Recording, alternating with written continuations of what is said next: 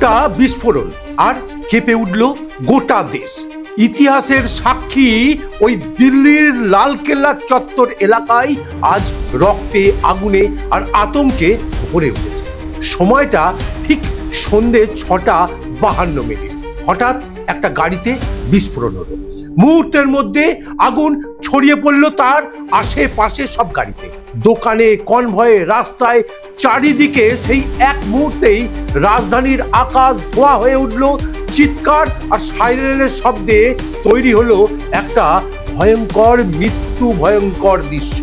সোমবার সন্ধ্যা লালকেল্লার gate number 1, যেখানে প্রতিদিন হাজার হাজার মানুষ, পর্যটক আর কর্মচারীদের ভিড় ঠিক করে থাকে, সেই জায়গাতেই ঘটে গেল একটা ভয়াবহ বিস্ফোরণ। প্রথমে এক গাড়িতে আগুন, তারপরে আরো 3টে গাড়িতে আগুন। মুহূর্তে পুড়ে যায় সব। প্রত্যক্ষদর্শীরা বলছে বিস্ফোরণ এতটা জোরালো ছিল যে আশেপাশে বাড়ির জানলা কেঁপে উঠেছে, দোকানের কাঁচ ভেঙে গেছে, রাস্তায় ছিন্ন ভিন্ন শরীর। পুলিশের প্রাথমিক রিপোর্টে মৃত 11 জন, আহত 30-এরও বেশি। আহতদের মধ্যে অনেকের অবস্থা বেশ কিন্তু আশঙ্কাজনক। এটা নাশকতা না দুর্ঘটনা? দিল্লি পুলিশ, NIA, NSG এবং ফরেন্সিক টিম দ্রুত ঘটনাস্থলে পৌঁছে 3টে দিক খতিয়ে দেখে একটা তারা ডিসিশনে আসতে চাইছে। সে 3টে হলো, এটা কি শর্ট সার্কিট, এটা কি গ্যাস সিলিন্ডারের বিস্ফোরণ, নাকি এটা একটা নাশকতা। কিন্তু তদন্তকারীরা গাড়ির যে ধ্বংসাবশেষ তার থেকে কিন্তু ওই RDX তার কোনো চিহ্ন এখনো পায়নি। কিন্তু তারা যেটা পেয়েছে সেটা হলো অ্যামোনিয়াম নাইট্রেট ফুয়েল অয়েল। এটাও কিন্তু একটা মারাত্মক বিস্ফোরক। আর পেয়েছে ডিটোনেটর। তার মানে এটা কিন্তু কোনো সাধারণ দুর্ঘটনা নয়, হতে পারে এটা একটা পরিকল্পিত সন্ত্রাসী হামলা। এবার আসছি ওই 10ই নভেম্বর সকালে, অর্থাৎ এই ঘটনার কয়েক ঘন্টা আগেই কাশ্মীর আর হরিয়ানার পুলিশ 3 চিকিৎসককে গ্রেপ্তার করেছে। তাদের মধ্যে 2 জন পুরুষ এবং 1 জন মহিলা। এদের বিরুদ্ধে অভিযোগ এরা পাকিস্তানের জৈশ-ই-মোহাম্মদ আর আল কায়দার সবচেয়ে সক্রিয় গোষ্ঠী, সেটা হলো আনসার গজওয়াত উল হিন্দ, এদের নেটওয়ার্কের সাথে কিন্তু এনারা যুক্ত রয়েছে। তদন্তে উঠে এসেছে আরো রীতিমতো অবিশ্বাস্য সব খবর। ফরিদাবাদের একটা মেডিকেল কলেজের শিক্ষক ডাক্তার মুজাম্মিল শাকিল, তার বাড়ি থেকে আবার উদ্ধার হয়েছে কি জানেন? 2900 কেজি বিস্ফোরক। হ্যাঁ, শুনে বিশ্বাস হবে না, প্রায় 3 টন বিস্ফোরক। তার সঙ্গে 2টো AK-47 রাইফেল আর অ্যামোনিয়াম নাইট্রেট ব্যাটারি, তার টাইমার।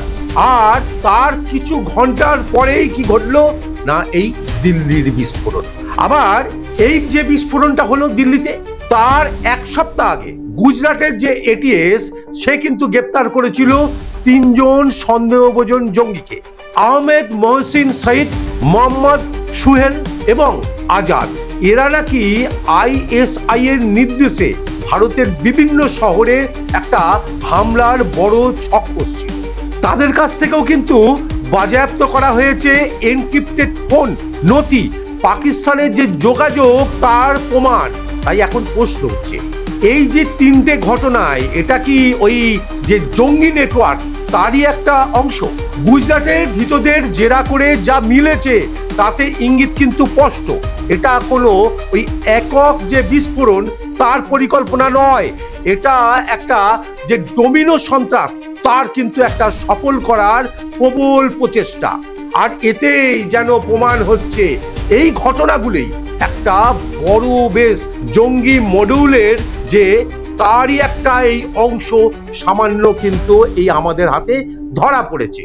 গোয়েন্দাদের মতে পহেলগাঁও হামলার পর থেকেই ISI আর পাকিস্তানি নেটওয়ার্ক ভারতবর্ষ জুড়ে একটা নতুন সিস্টেমের জঙ্গি মডিউল তৈরি করার চেষ্টা করে চলেছে।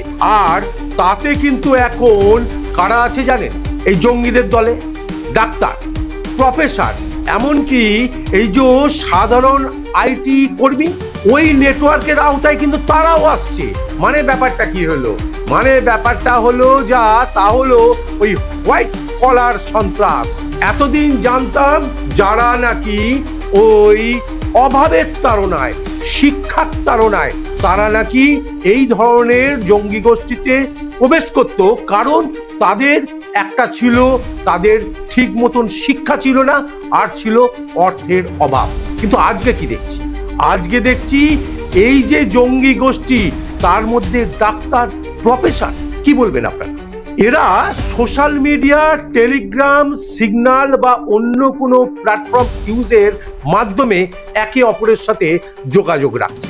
গোয়েন্দাদের ধারণা এরা হয়তো দিল্লি, আহমেদাবাদ, মুম্বাই, এমনকি আমাদের এই কলকাতা, এই যে একটা সিরিজ, এই সিরিজ হামলার কিন্তু একটা পরিকল্পনায় ছিল।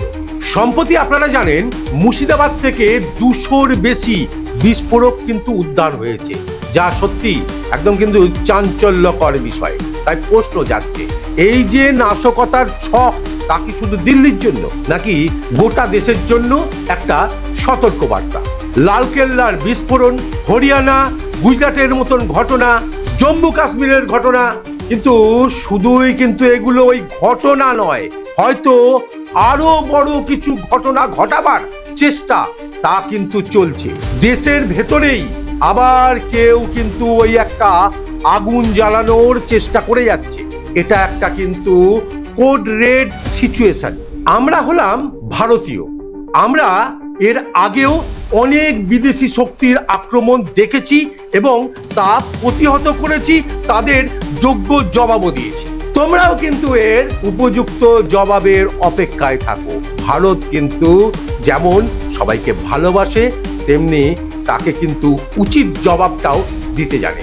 নমস্কার, বন্দে মাতরম, জয় হিন্দ।